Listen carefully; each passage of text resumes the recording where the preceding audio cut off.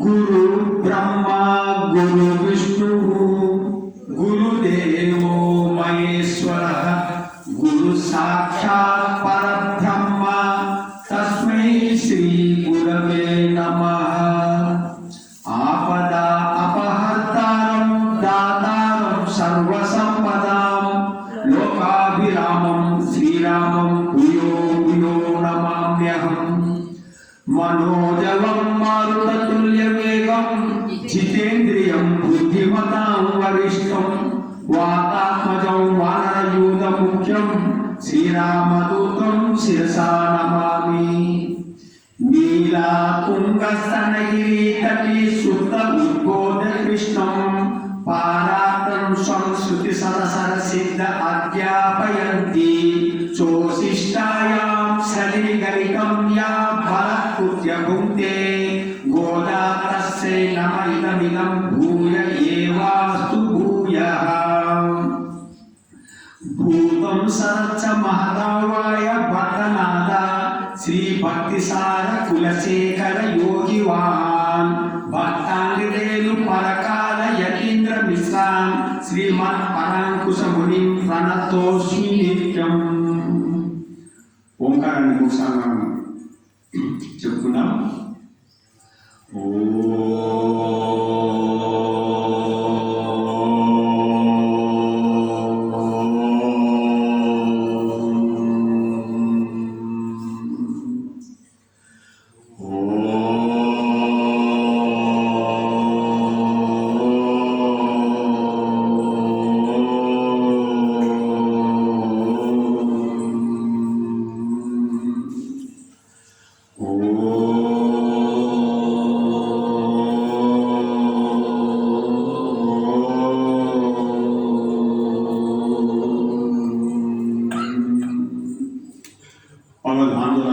అందరికీ హృదయపూర్వక నమస్కారాలు.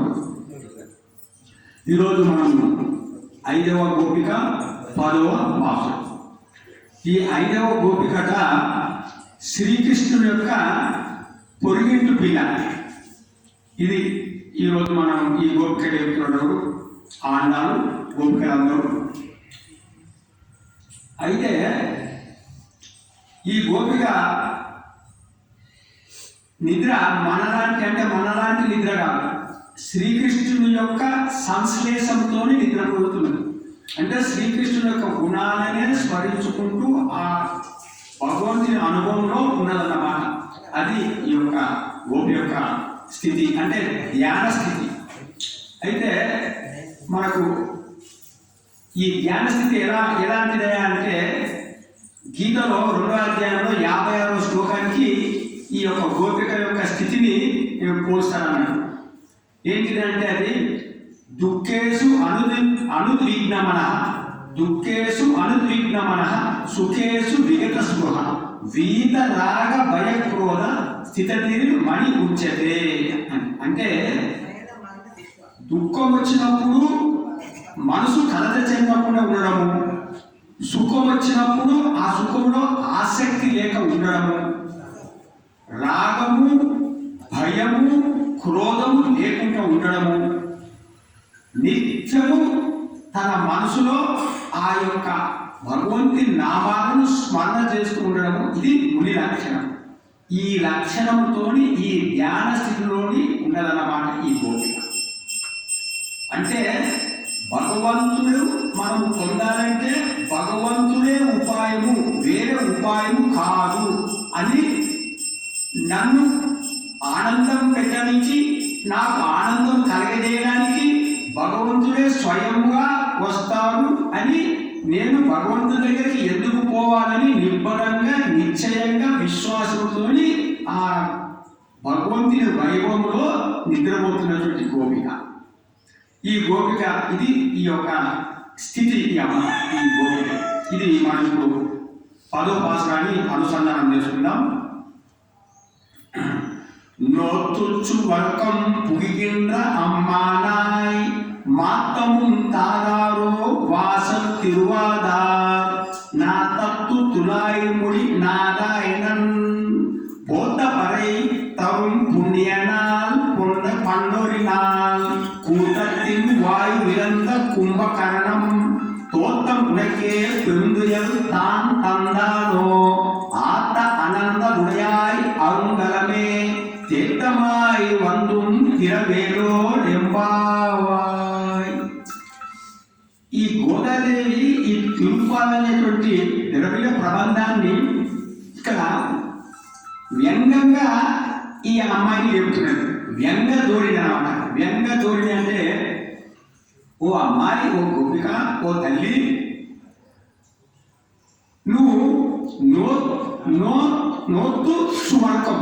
నోత్తు అంటే మంచి నోము నోచి, సువర్గం అంటే స్వర్గ సుఖాలు అనుభవిస్తున్నాం. సువర్గం అంటే స్వర్గ సుఖం.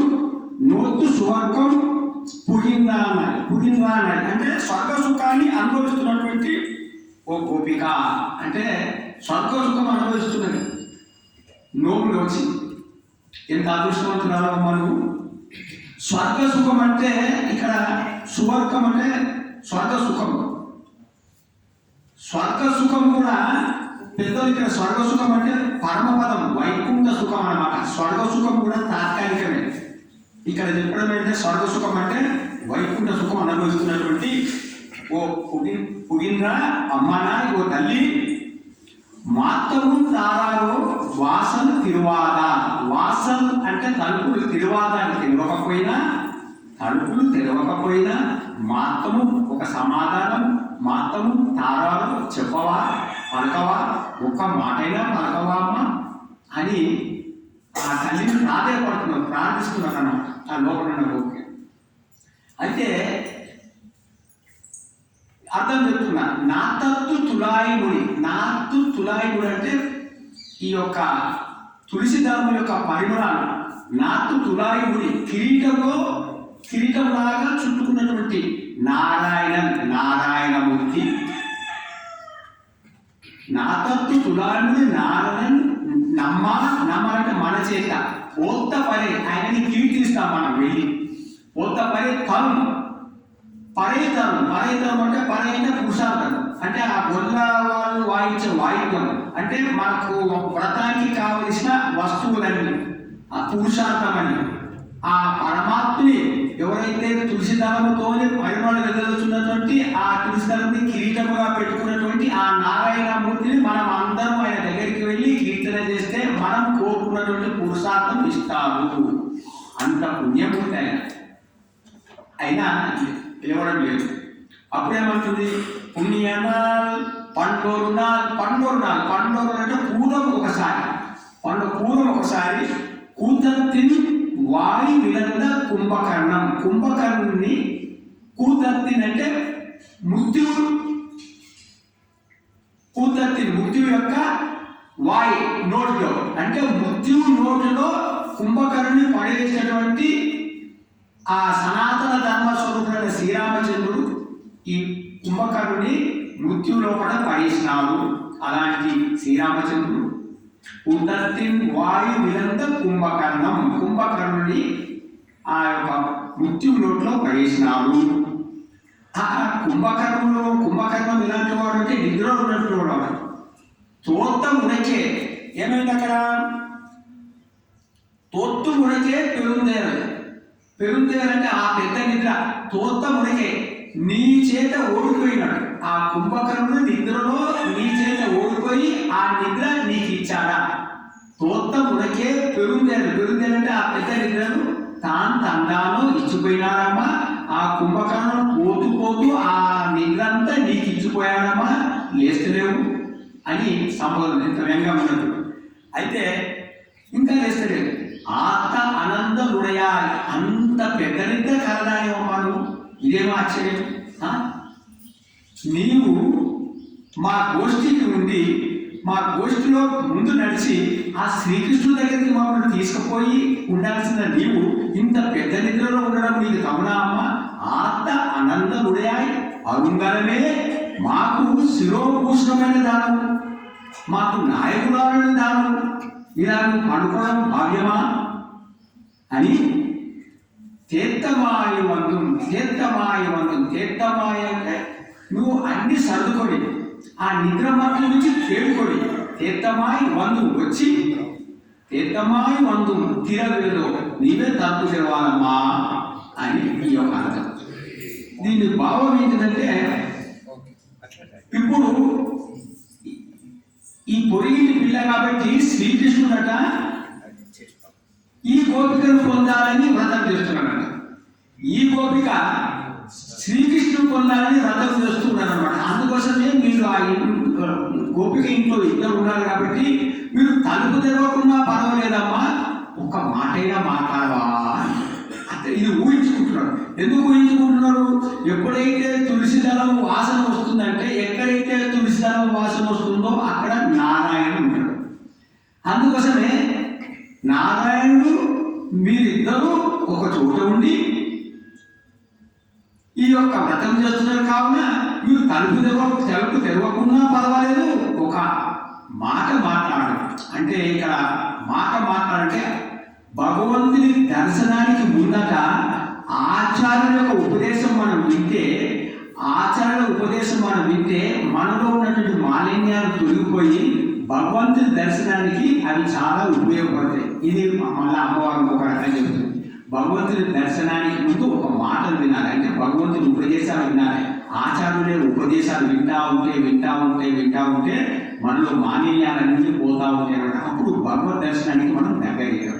అందుకోసమే వాసన తిరువాత మాతము తారావు ఒక మాట అయినా చెప్పావా అన్నారు అనమాట. అంటే అప్పుడు కూడా లేస్తలేదన్న. అప్పుడు ఏం చేశారు?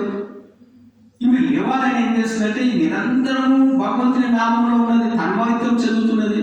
ఆ భగవంతుని నామంలో ఉండి ఎందుకు లేపాలని ఆ తన్మయత్వం ఉన్నది. అందుకోసం ఇవి లేవాలని ఏం చేస్తున్నారంటే కుంభకర్ణం అన్నారు. కుంభకర్ణం అంటే ఇంకొక మాట కూడా వస్తుంది. అగస్త్యుడు అంటే కుంభం నుంచి, కుండలోంచి పుట్టినవాడు. కుంభజ అంటారు. కుంభజ అంటే కుండ నుంచి పుట్టినవాడు అగస్త్యుడు. అగస్త్య మహాముని మహా గొప్పవాడు. అతని చేసిన గొప్పతనం ఏంటంటే, ఒకటి ఆయన వింధ్యా పర్వతాన్ని గర్వాన్ని అణిచివేసినాడు. వింధ్యా పర్వతం యొక్క అహంకారాన్ని అణిచివేసినాడు అగస్త్యుడు ఒకటి. రెండో పని ఏం చేశాడంటే, ఆచమం పట్టాడు. మొత్తం సముద్రం అంతా నీళ్ళని ఒక ఆచమనంతో మొత్తం తాగేశాడు. అంత గొప్పవాడు. మూడవది గొప్పతనం అంటే, ఒక వాతాపి అని ఒక రాక్షసుని వాళ్ళు వండి భోజనం పెడితే ఆ ఆహారం తిని తను జీర్ణం చేసుకున్నాడు. వాతాపిని జీర్ణం చేసుకున్నటువంటి మహానుభావుడు ఈ యొక్క అగస్త్యుడు.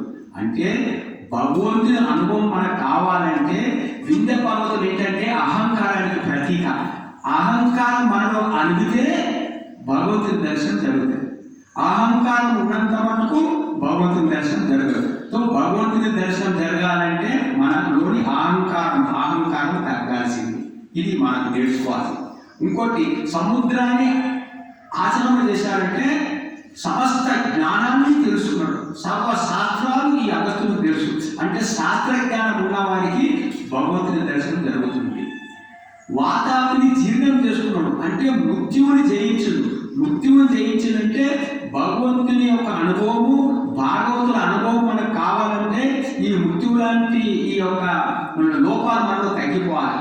అప్పుడే ఈ భగవత్ అనుభవము, ఈ భాగవత అనుభవం జరుగుతుంది. సో ఈ విధంగా కుంభకర్ణం అనగానే అదే నన్ను ఆ నిద్ర మత్తులో ఉన్నటువంటి కుంభకర్ణంతో పోల్చిందని ఆ గోపిక వెంటనే లేచి తలుపు తీసిందట. ఎప్పుడైతే తలుపు తీసిందో ఈ గోదాదేవి గోపికలు ఆమె సౌందర్యం చూశారట. అంత తేజస్సు చూసి చాలా ఆనందపడిపోయాడు. ఎందుకు ఆమె అంత తేజస్సు అంటే, నిరంతరము ఆమె భగవంతుని నామంలో ఉన్నది కాబట్టి ఆమె యొక్క ముఖ వర్చస్సు అంత తేజస్సు ఉన్నది. చాలా ఆనందపడిపోయారు. అప్పుడు ఆమె ప్రార్థన చేశారు, అమ్మా నువ్వు నీ యొక్క తేజస్సు మాకు అందించి మమ్మల్ని కూడా తేజస్సుగా చేసి ఆ పరమాత్మ దగ్గరికి మనం వెళ్దామమ్మా, రావమ్మా అని ప్రార్థన చేశారు. హరే నమః, హరే నమః, హరే నమః.